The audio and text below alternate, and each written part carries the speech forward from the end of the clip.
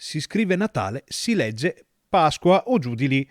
almeno dal punto di vista meteorologico. Già, perché il 2022 si avvia a diventare per le statistiche l'anno più caldo dal 1800 e dopo le nevicate e le gelate di novembre e dicembre è arrivato anche sul Veneto l'anticiclone che porta in dono un bel pacchetto di temperature ampiamente sopra la media, con tanto di fiocco rappresentato da nuvolaglia persistente su Natale e Santo Stefano e forse qualche goccia nei giorni successivi. L'ondata di caldo porterà la colonnina di mercurio a massime di oltre 13 gradi, con le minime che non sono affatto interessate a scendere sotto i 7 gradi. Probabilmente avremo a che fare con cieli forse un po' più grigi, determinati dalle nubi basse, quindi da alti tassi di umidità e inquinanti sulle zone pianeggianti,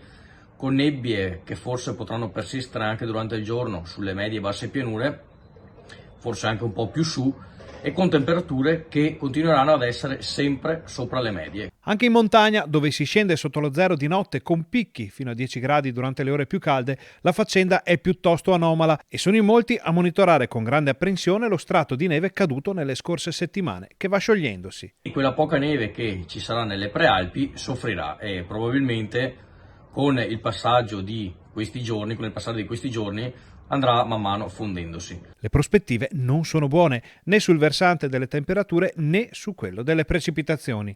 Fino a Capodanno, infatti, non è prevista una pioggia degna di questo nome e di fiocchi neanche a parlarne. Una situazione veramente di blocco più totale, con assenza di precipitazioni,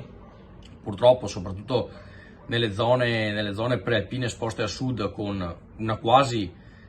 totale assenza di neve, e questa situazione, ripeto, anche per i giorni poi a seguire non dovrebbe tendere a sbloccarsi più di tanto.